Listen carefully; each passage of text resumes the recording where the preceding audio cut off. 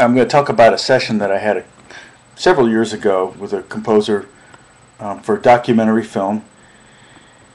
And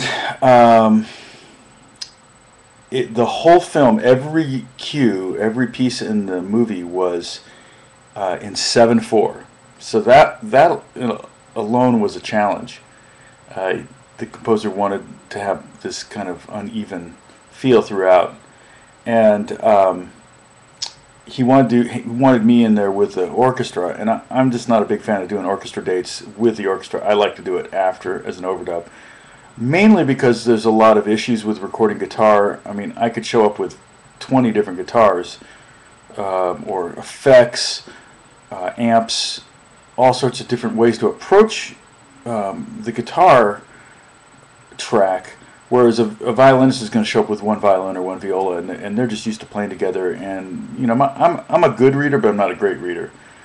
And so I went ahead and was there for the session. I'd gotten some of the charts in advance, and some of them were pretty crazy.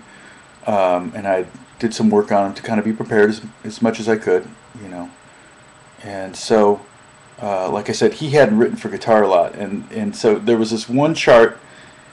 This again, all the tunes were 7/4. This chart was in 7/4, and it had descending 5-note phrases in 16th notes. So it was like a 1, 2, 3, 4, 5, 6, 7. This kind of pattern, repetitive, but it changed. It moved. The same 5 notes kind of would move down a whole step and a whole step, up a whole step, down a half step, that kind of thing. And so it was a fairly repetitive pattern, but the problem was he wanted it to ring out. And it was diatonic scale. It was a backwards, like a Lydian thing. It was like maybe starting on C, C, B, A, G, F sharp.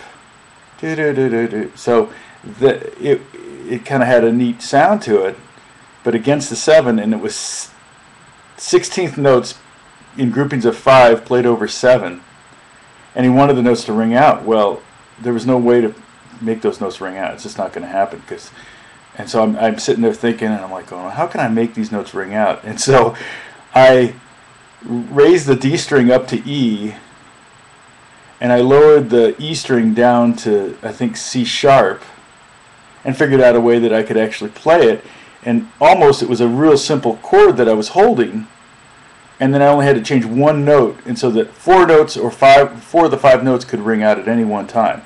And it turned out really good. Well, on top of all of that, he wanted it on 12 string, which is the hardest instrument to play. It's just, and I've got a Taylor 12 string, and it's if you're going to get a 12 string, I really recommend a Taylor. They start with a neck and work from there, and it plays as easy as a 12 string will ever play.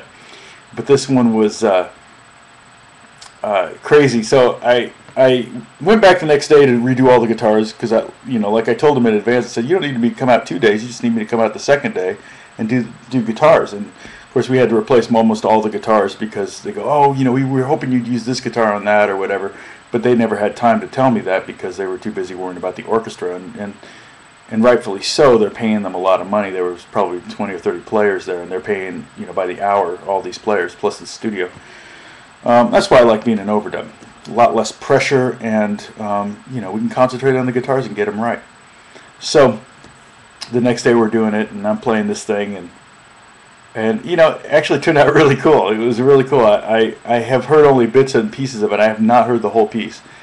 And like I said, this was years ago, probably 10, 12 years ago.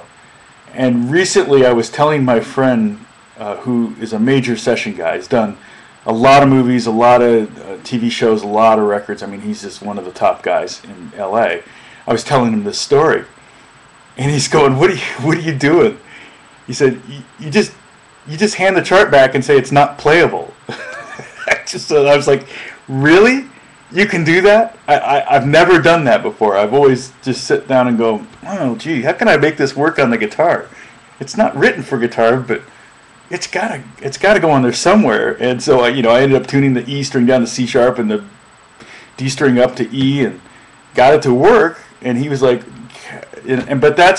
I've got several composers that call me because I will reinvent a guitar for them, and And when I sit down, this is the important thing I think you should take out of this, is that when I sit down, especially in a session, I really do try to reinvent the guitar as much as I can every time. I really try not to fall on the same patterns and licks that I've done 1,000 times before. I really do not want to play on someone's record and then have them pick up another record I played on. I did the exact same licks, the same rhythm grooves or the same riffs. I really, I try not to do that. I mean, I don't make a lot of money on these sessions. A lot of them, are very low budget sessions, and they might deserve for me to just give them my least or my simplest or just the thing I did last week or the thing I did 20 years ago. But I like the challenge of having to come up with something new and reinvent the wheel every time. I love that challenge. I love that guys call me because I'm willing to do that.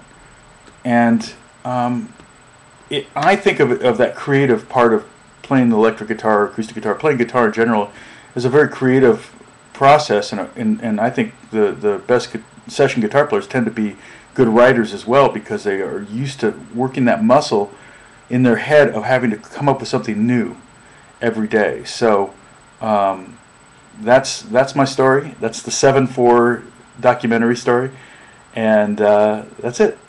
God bless you guys. Talk to you later. Bye.